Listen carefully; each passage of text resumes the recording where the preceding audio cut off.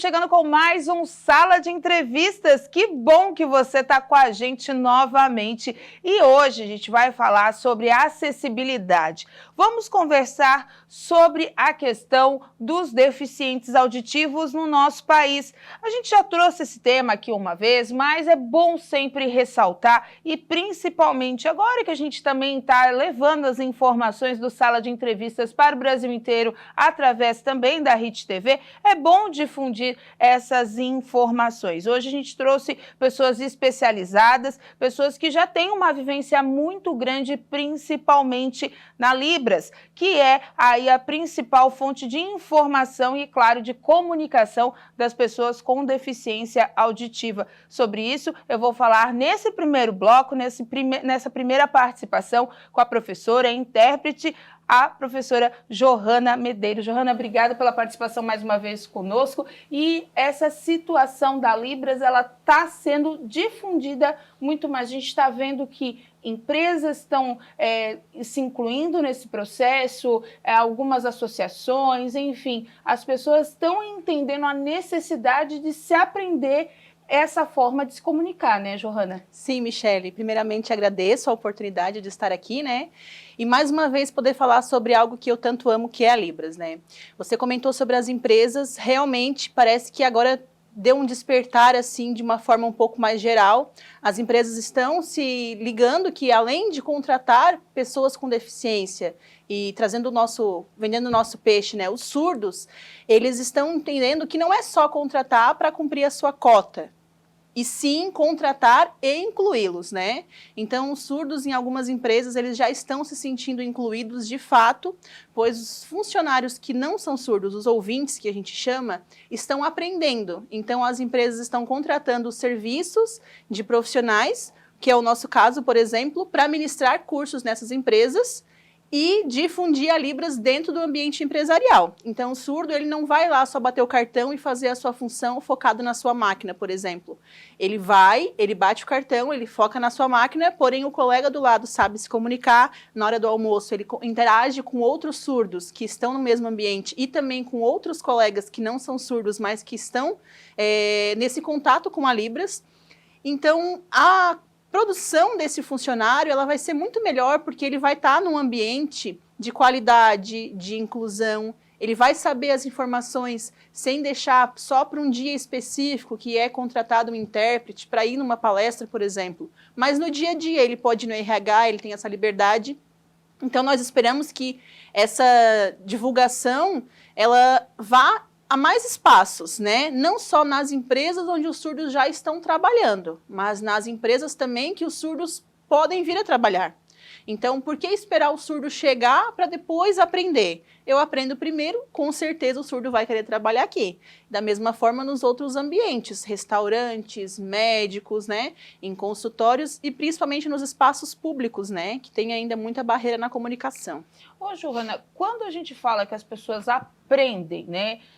Me corrige, não é mais linguagem de sinais como se falava antigamente, é Libras, né? A língua brasileira de sinais, mesmo, né? Então, quando as pessoas aprendem essa língua, elas têm que treinar, elas têm que continuar esse processo, porque senão elas esquecem os sinais, cada palavra é um sinal, cada gesto representa alguma coisa. Como é que funciona? E falar nisso, gente, nesse momento vocês estão vendo a interpretação também hoje, né, especialmente nesse sala, já que a gente está falando deles e para eles, da Sabrina Búrigo nesse primeiro bloco, ela está fazendo a interpretação desse sala aqui para a gente, para a inclusão total, né, no tema também das pessoas com deficiência auditiva. Então, Johanna, explica melhor para quem está em casa entender, né, como é que funciona esse processo. Então, Michele, o que acontece? Eu recebo muitas mensagens de pessoas que, eu já fiz um curso de Libras faz muito tempo, mas por falta de contato eu acabei esquecendo tudo. É bem comum. A Libras é como qualquer outra língua, né? E como você comentou, realmente não é uma linguagem, é uma língua reconhecida por lei, oficializada como meio legal de comunicação da comunidade surda no Brasil. Não é a única língua de sinais também, existem outras línguas de minorias, como povos indígenas, por exemplo, tem uma língua de sinais usada nessa comunidade, né? Na comunidade indígena. Mas o que acontece? Se eu aprendo uma outra língua que não é a minha língua e não tenho contato com pessoas que falam essa língua, ou até mesmo não assisto, não treino diariamente, com o passar do tempo eu vou esquecer. Da mesma forma que hoje, eu, Johanna, fique surda.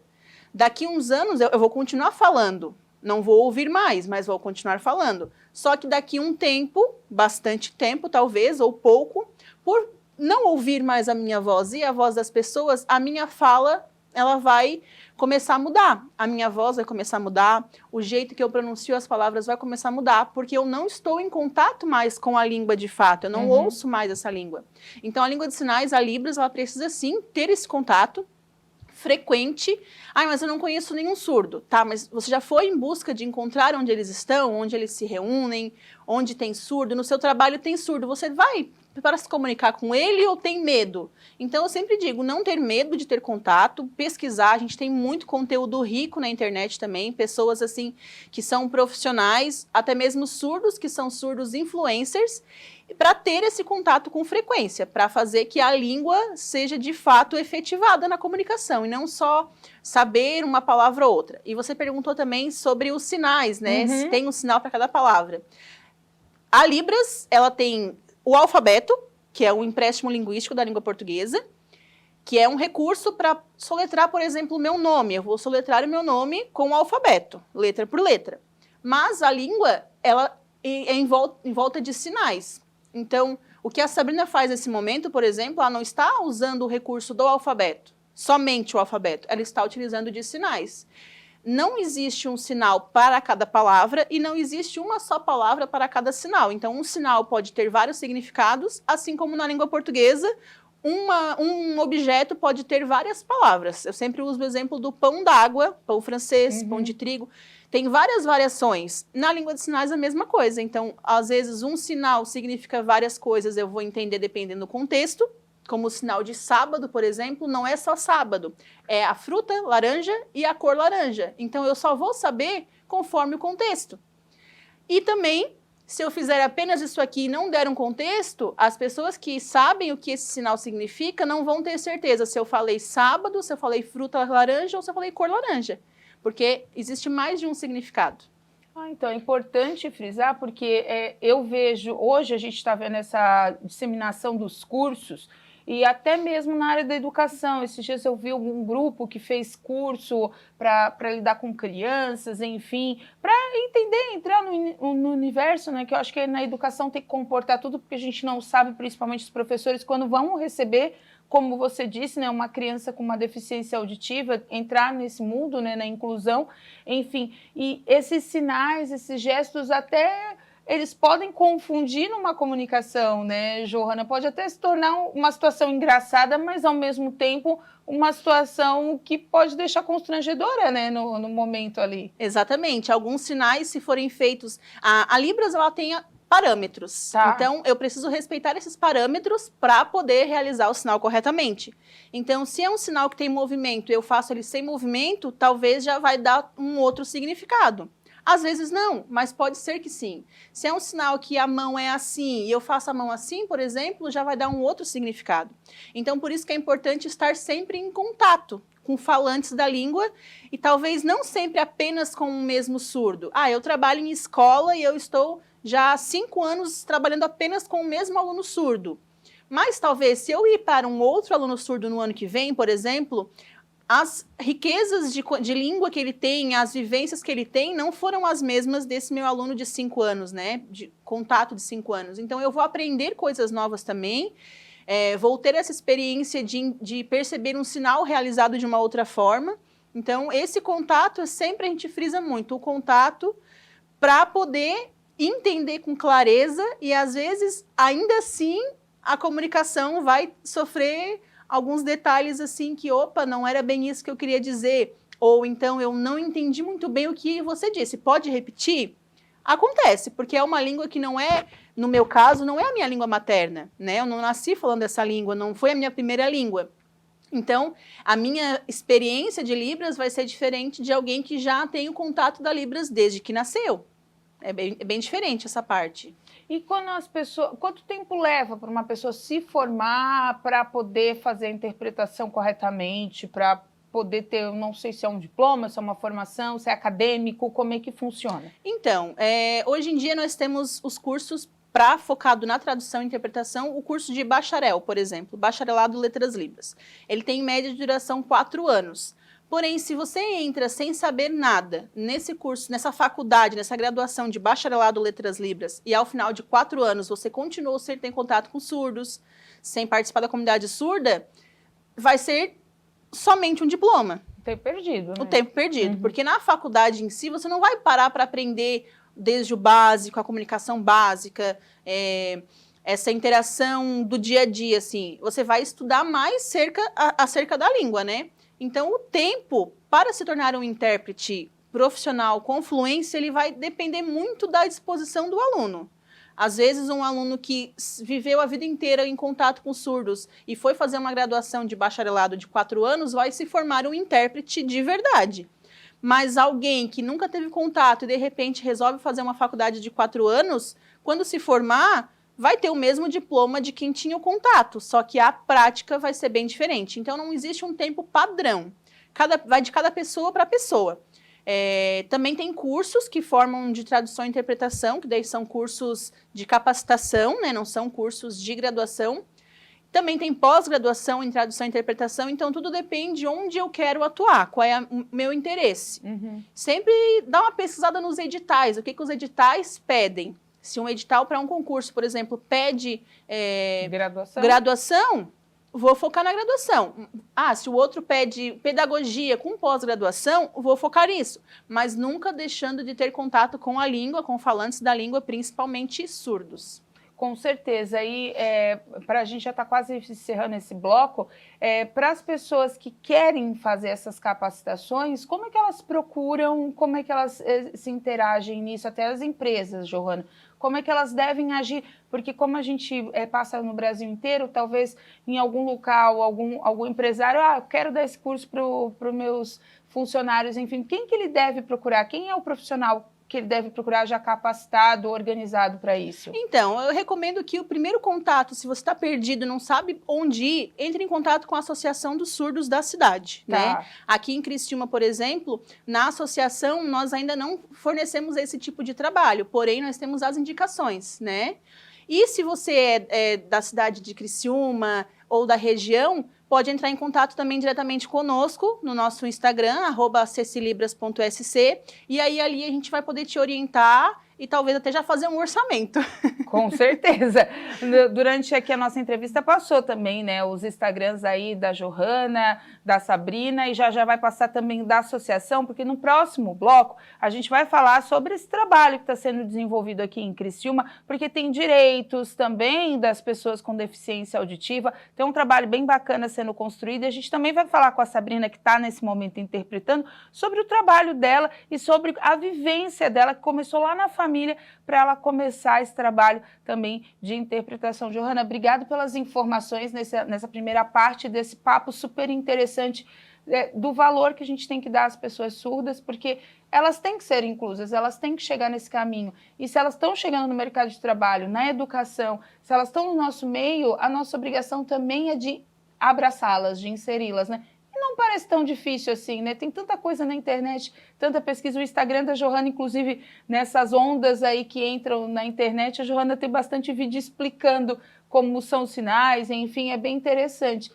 É bom, né, ter esse conhecimento sempre, né, Johanna? Sim, não vai ser perda de tempo jamais, né? Até porque eu não sei o momento em que eu vou esbarrar com um surdo na rua ou até mesmo vai cair um no meu colo da minha família, né? Eu nunca sei quando eu vou encontrar com surdo. Então, se eu já estiver preparada, o meu trabalho vai ser mais fácil, né? Vai ser mais leve. Então tá certo. Gente, no próximo bloco a gente volta com um assunto, só que aí com 2 outras convidadas. Fica aí, a gente volta já já.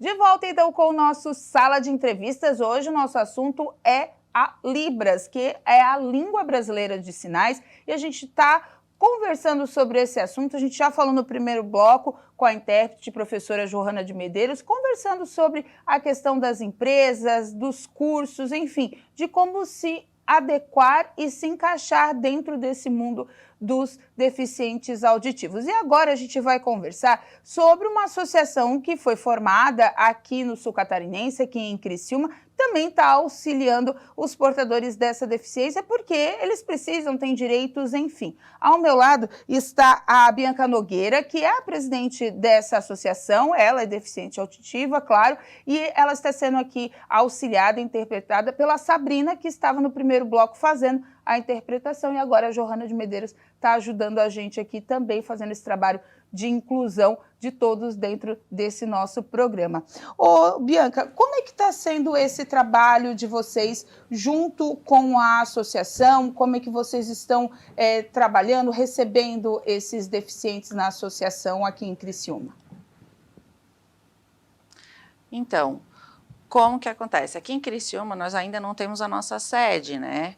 Então, nós estamos trabalhando em busca disso, queremos fazer curso de Libra para as mães, para os pais, ensinar as crianças surdas que não têm acesso, também queremos promover cursos para pessoas que tenham interesse, por exemplo, que precisa dentro das empresas, dentro do hospital, nas farmácias, nas diversas áreas que precisam. E como vocês viram essa necessidade de ter a associação? Como vocês chegaram nesse ponto, vamos montar a associação aqui em Criciúma?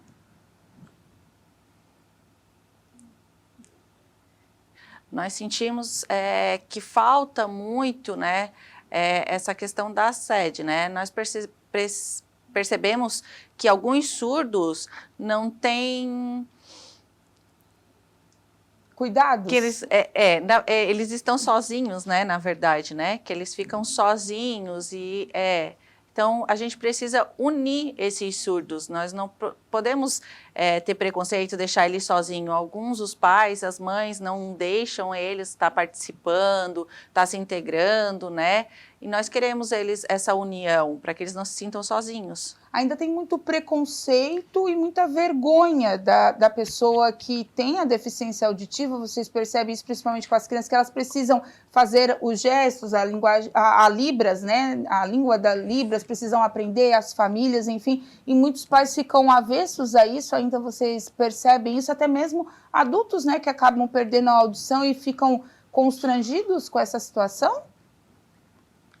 Sim, sim, tem. Nós percebemos isso, né? Principalmente os pais não querem que os filhos querem aprender Libras e às vezes pensam que não, só vamos fazer o implante cloquear para resolver, né? Então, e às vezes nós não aceitamos muito isso, porque o implante cloquear, né, é bom para ver a criança fazer essa escolha, né? Às vezes a criança, ela se sente melhor. Como ela se sente melhor? Então, o pai e a mãe, às vezes, eles querem, né, acham que isso é melhor, mas a criança teria que ter o direito de se sentir. Às vezes, ela se sente melhor junto com o surdo, com a Libras. E qual é a história da Bianca? Como é que você nasceu? Como é que foi a tua deficiência? Então, a minha história é um pouquinho longa. Então, a minha mãe morava aqui em Criciúma, né?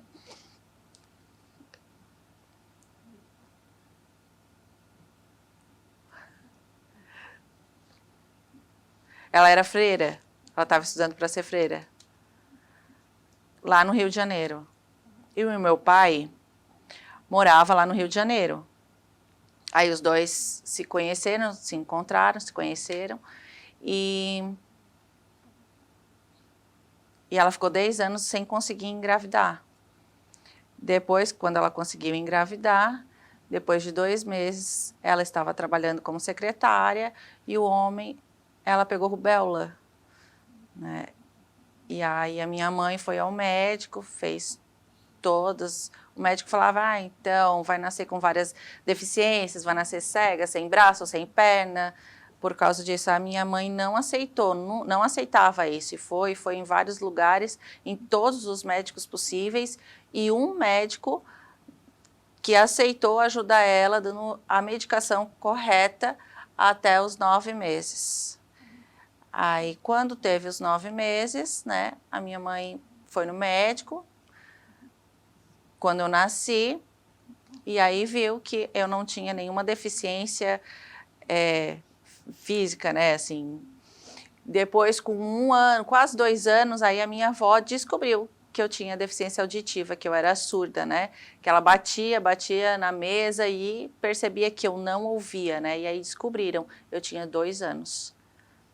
Foi isso. Aí depois, até os 5 anos, eu fiquei lá. Com 5 anos eu vim para Criciúma e aí fui procurar uma escola especial que tivesse um foco para surdo.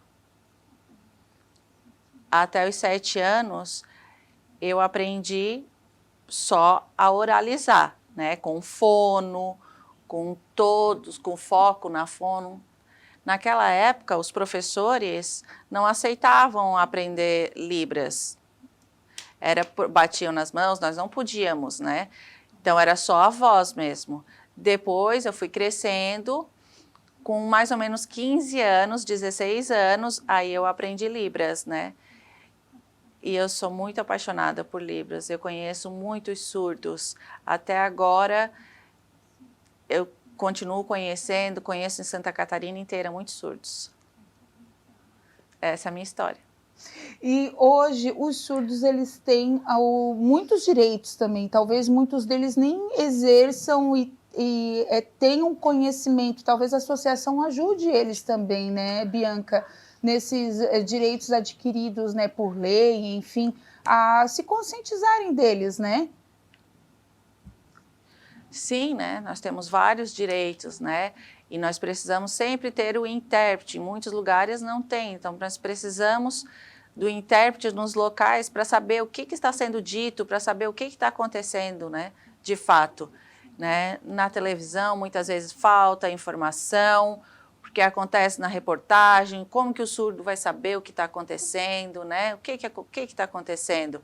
Então, precisaria ter, né, a janelinha da Libras, né? Até hoje, não tem em muitos locais, é bem difícil para o surdo. Então, tá certo. Obrigada pela participação. Só lembrando que a associação aqui de Criciúma tem um Instagram, né? Tá passando aqui também na nossa tela, até @asc.surdoscriciúma. Lá tem bastante informação também para você adquirir, de você que é de outro estado, quiser tirar alguma dúvida, ter alguma informação a mais, não tem problema. A associação tem bastante informação para você compartilhar também com as pessoas. Não é porque aqui de Criciúma que a informação é diferente. Não, é válida para o Brasil inteiro, porque a lei é uma só. E ainda dentro desse assunto, a Bianca vai continuar aqui com a gente. Eu também estou aqui com a Sabrina, que ela está aqui do nosso lado, ela está ajudando na interpretação para a Bianca, né? E a Sabrina também tem uma história interessante. Ela é professora também, intérprete de Libras. Ela já ajudou a gente aqui no primeiro bloco, já participou com a gente em outro evento, está continuando aqui ajudando para a Bianca participar. Ô, Sabrina, a tua entrada na Libras não foi porque tu se apaixonou pela língua e acabou indo estudar, não. É porque tu teve um parente, um irmão, que precisou dessa ajuda, foi isso? Então, isso. Primeiro, prazer estar aqui, né? Muito obrigada pelo convite. E, sim, o que aconteceu comigo, na verdade, eu tenho um irmão mais velho, ele é 4 anos mais velho do que eu. Então, eu cresci junto com ele, né? A gente cresceu sempre juntos, em contato, só que não tinha Libras, né? Ele estudou, inclusive, com a Bianca, os dois são colegas desde do berçário. E não tinha Libras na época aqui. Então, a gente se comunicava por gestos, da forma que... E aí, mais ou menos nessa idade aí, com 15, 16 anos, quando os surdos daqui começaram a ter acesso a Libras, foi quando eu também comecei a ter acesso. E não foi de uma forma como a maioria das pessoas vai fazer um curso e tal. Não, como eu era sempre muito junta com meu irmão, nós temos uma família muito unida, né? Então, para mim foi algo realmente natural. A minha casa estava sempre cheia de surdos. Muitos surdos iam na minha casa. Então, foi algo que eu não adquiri com o meu irmão até, de certa forma, sabe? O pessoal às vezes acha assim, ela é intérprete, mas é irmã de surdo, né? É irmã de surdo.